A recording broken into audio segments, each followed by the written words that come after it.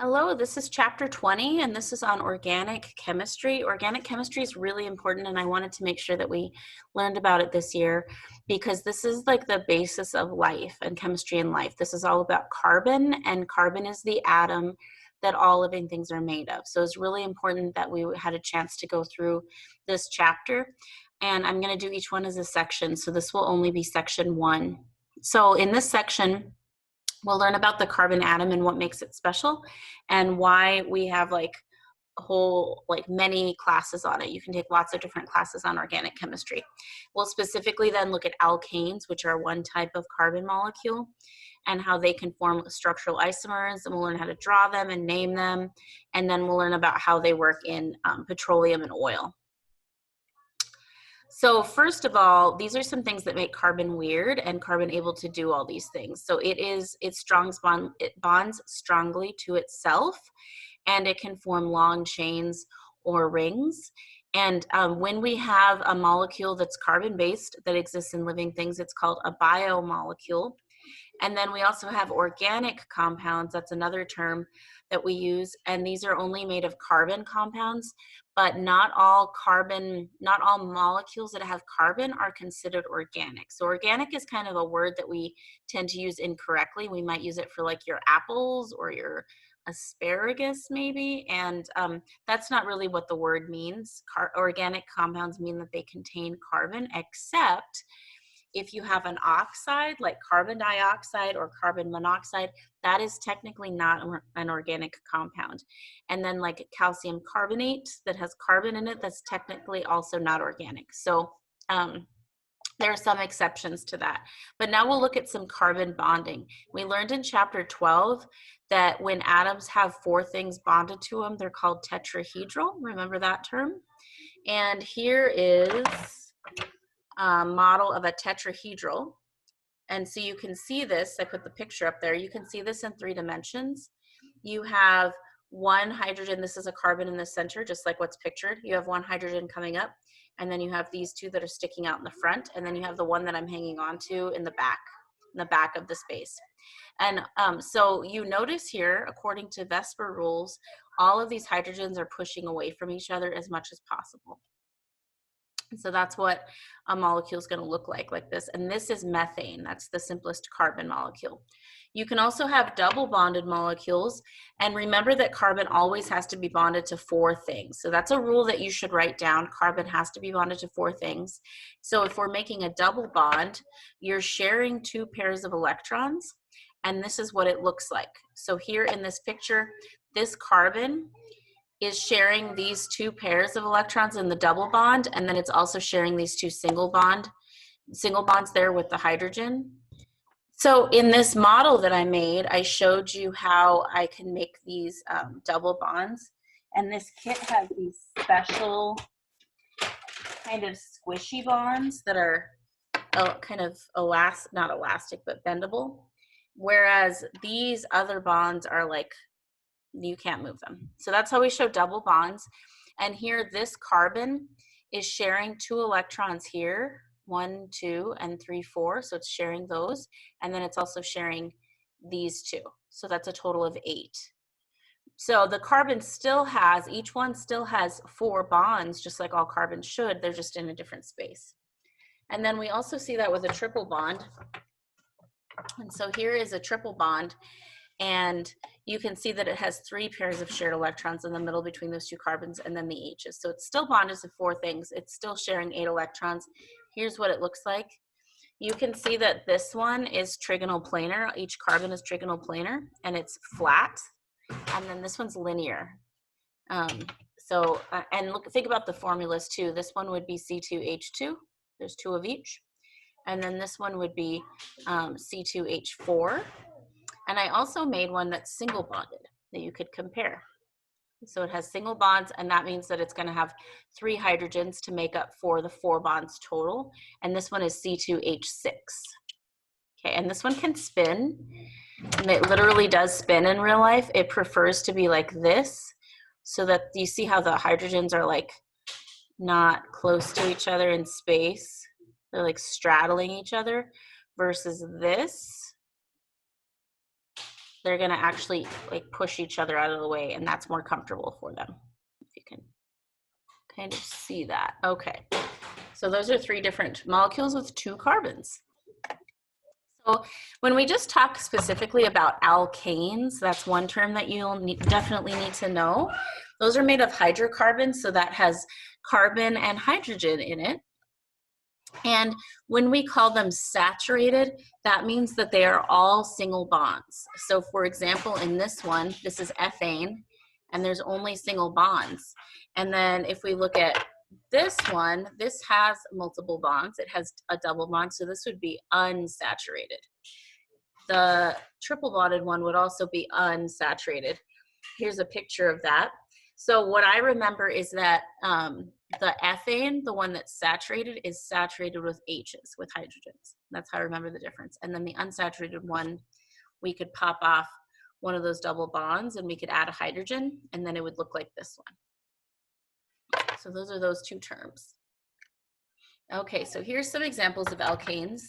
The first one is just this one. This is methane. It's the simplest alkane. It's just a carbon with 4 hydrogens. And then if we added another carbon, then you have 2 carbons filled up with H's. We could have 3 carbons, which is right here, also filled up with H's. This one's called propane. This is ethane. And this one was methane. And then here we have 4 carbons, and that's called butane. So we'll learn those names in a minute. That's what they look like. And you can see they start to kind of zigzag, and we can actually draw these with zigzags, if you remember that, where each corner is a carbon. All right. So alkanes are straight chained and they're saturated. So they have like chains of carbon. Here's a simple picture of it. On the end of it, you're going to have CH3. So you're going to have a carbon with 3 H's on each end. And then in the middle, you can have almost infinite number of carbons in the middle with H's. And those are each going to have 2 H's because they bond to 4 things. And so you see this little cursive M here outside of the parentheses. And that just means that you kind of have an infinite number of CH2s that you can fit in there. So here is how we name them. This is some of your naming rules that you should write down. If you just have 1 carbon, we call that meth, and then ane indicates that it's a single bond. That indicates that it's an alkane. And then you can have 2 carbons, and that's ethane. 3 is propane. 4 is butane, and you can ignore that, the ends for now. 5 is pentane, 6 is hexane, heptane, octane, nonane, and decane. So those are the different numbers of carbons. Notice this formula here. For every 1 carbon, you have twice the number of H's plus 2. And that's because in the middle, you have for every carbon, you have H's plus 2. Twice the number of H's. And then on the 2 end cap, like the ends of the fence posts, the fence line, you're going to have 3 carbons and 3 carbons. So we have to add 2 total to that formula. So that's where we get that formula from. So if you see that formula, you can suspect that it's probably an alkane, and it probably just has single bonds. So that's how you name them. Now, these molecules, we can actually change them up a little bit and make things kind of interesting, and then increase how many molecules we can possibly have. So sometimes you'll have the same formula, but the bonds will be different. So here's a picture of that. Up on the top here, we have butane, and we call this N-butane because this is like the regular one. And the formula is C4H10. The bottom one, we popped off one of those carbon groups and stuck it in the middle. So it's still C4H10, but now we call it isobutane, and you can see how the formulas, the formulas are the same, but the structures are different. So these are called structural isomers. And I wanted to add and talk to you about a few other kinds of isomers that you might encounter. The ones that are structural isomers have the same formula, but they are arranged differently, and they're going to have like different boiling points. They're going to have different polarities. They're going to act different. So this one on the left is butane, and then underneath here is 2-methylpropane. That's what I just showed you, and that's considered a chain structural isomer. Then you have a position structural isomer. So this one here has the double bond right in the center, and then this one has the double bond after that, between that first and second carbon. These are called position isomers, and the naming that you see here is one of the two ways to name them. In this top one, we're calling it butene. But indicates 4 carbons and ene means that it's double bonded. And then the 2 shows you where that double bond is. Another way to name it is to pull that 2 out and put it in the front. So it would be 2-butene. And then this one would be but-1-ene or 1-butene. So you've got the double bond on that first carbon. And then functional isomers, these are 2 that have the same formula, but on this one you have that double bond in the middle, and this one is actually a cyclo, right? So it's formed in a circle and it has the same formula, but they're completely different. So those are 2 types. And then we also have these geometric isomers, and this is where we have a double bond and then it's connected to 2 different things. So let's say we had this one and my hands are chlorines, and then the little white balls are H's. So if they're across from each other, remember this double bond can't twist like the single bond can twist. So if they're on either side, they're stuck there, and this we would call trans or E. There's different naming systems. If both of the chlorines are on the same side, like the bottom one, we would call that cis or Z. So that's same side. And those are different isomers. They do different things. And then the last kind of isomer is an optical isomer, and this is a type of stereoisomer.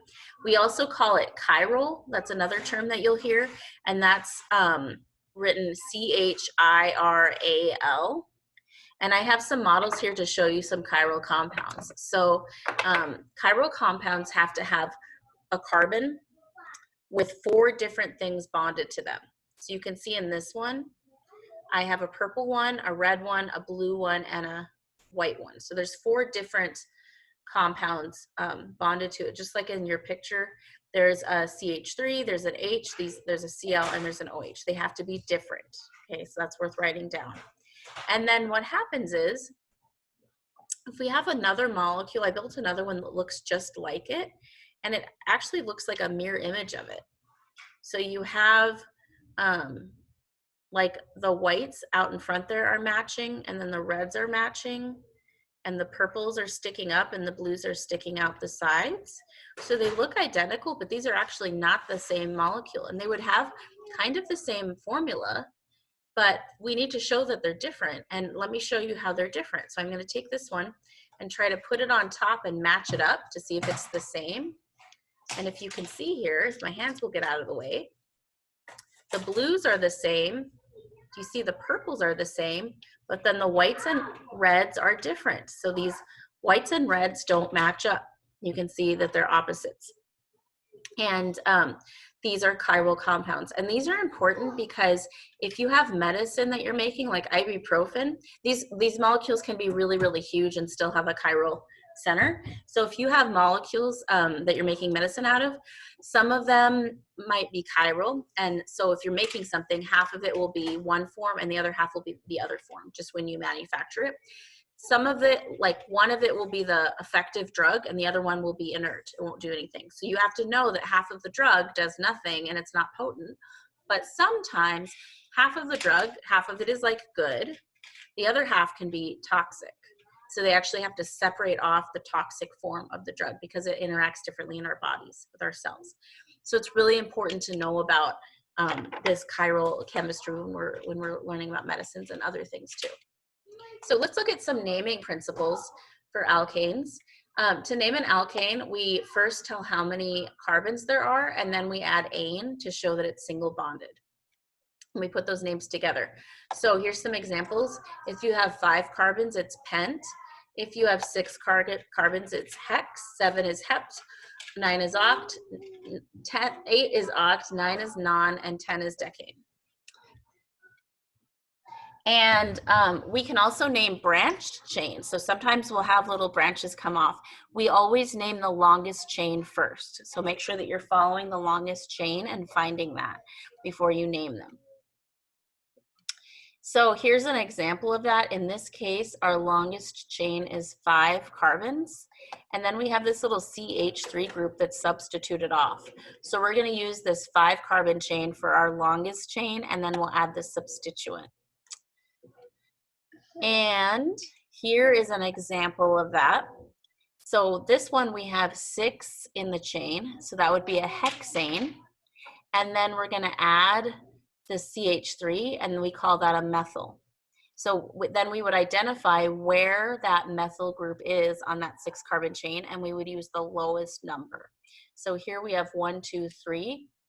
Or if we started from the other end, we would count 1, 2, 3, 4. That means 3 is the lowest number there. So we're going to use the 3. So to name this one, let me write it here.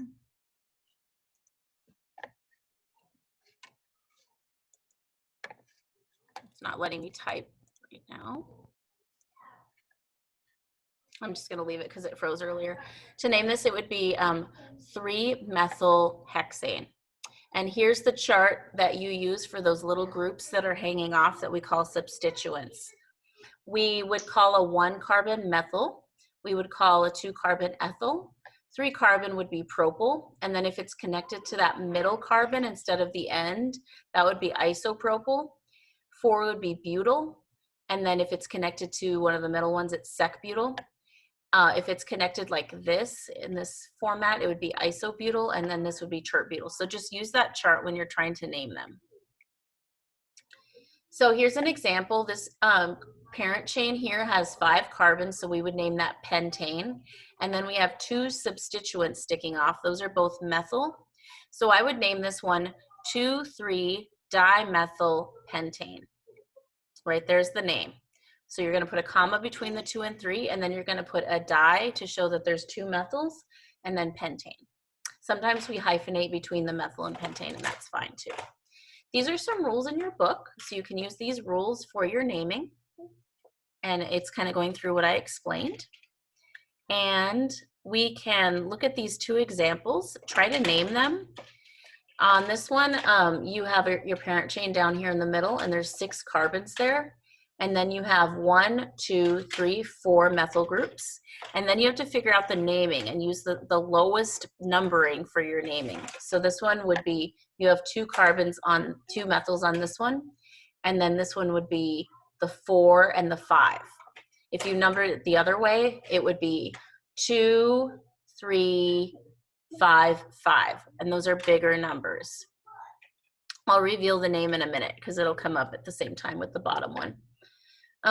So this one would have a parent chain of 1, 2, 3, 4. This one's tricky.